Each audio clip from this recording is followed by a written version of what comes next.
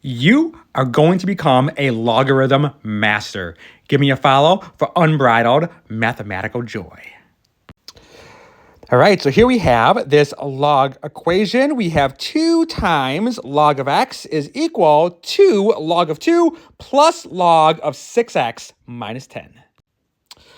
All right, so what can we do here? Well, we know a few properties of logarithms, one of which is if we have log of something to a power, that power can jump down as a coefficient.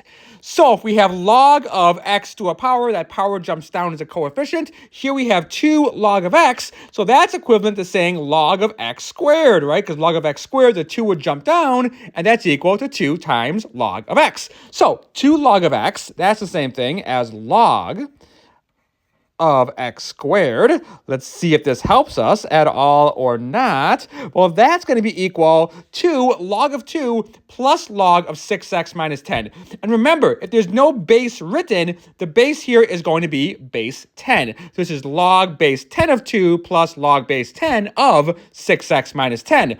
Well, if we have a product in the argument, that's always equal to the sum of the individual logs, same base. So here we have the sum of 2 logs, same base, base 10. So therefore, we can write that as a single log as a product of the 2 arguments. So that's going to be equal to log of the product of the arguments. So log of 2 times 6x minus 10. So it's 2 times the quantity 6x minus 10. So that's 2 times 6x plus 2 times negative 10. So that's going to be log of, well, 2 times 6x is 12x.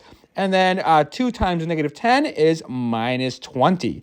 All right, so are we getting anywhere? Now we have log of x squared is equal to log of 12x minus 20. Well, I guess we have the same base. We could, I guess, set the arguments equal. Let's make it a little bit more interesting. And instead, let's go ahead and subtract log of 12x minus 20 from both sides. So then what do we have? We then would have log of x squared. And then we'd have minus, right? Minus log of what? Well, of 12x minus 20 is then, I guess, going to be equal to 0.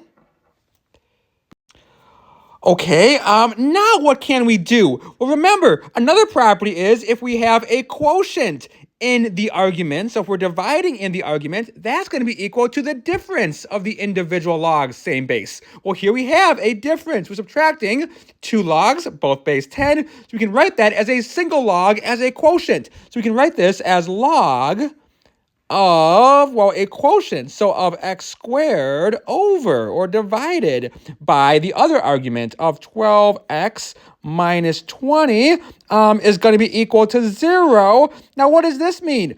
Now, remember, whenever you're in a log jam, the one sentence you always got to remember is a log is an exponent. A log is an exponent. What does that mean? That means whatever a log is equal to is the exponent you raise the base to get what's called the argument of the log. So this means log, well, the base is 10.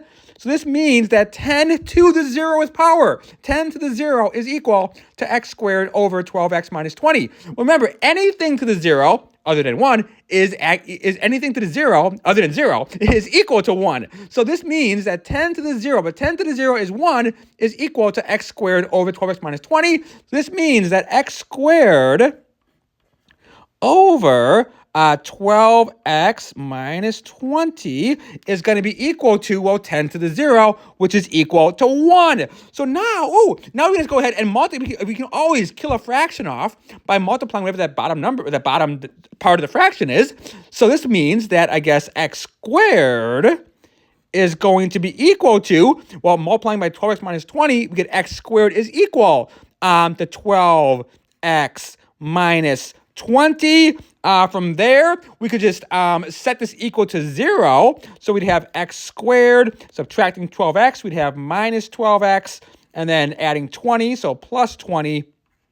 is equal to 0. And now look what we have. We now have a quadratic equation. The highest power is 2 on x, so it's a quadratic in standard form equal to 0. There's 3 main methods that we use to solve a quadratic equation when it's equal to 0 in standard form, but typically the easiest is going to be to factor. If we can factor, try to factor. But we can always, it's not always going to factor. If it didn't factor, we could always use the quadratic equation, or we could always also complete the square. Remember to try all 3 methods here, but if this factors, that would typically be the easiest. Let's see, does this factor? I mean, if it did factor, there's no common factor in all 3 terms, so it would factor into 2 binomials if it factors, and it would be equal to 0. And let's see, well, x squared, we know that the first 2 terms, if it's x squared, it's got to be x times x, and 20. What times what is 20? And 5 times 4 is 20, right? But I get 12 on negative 12x in the middle. That's, well, 10 times 2 is 12. Ooh, and 10 plus 2 is 12. So is this going to work? I need the same sign, right? Because this is a positive 20.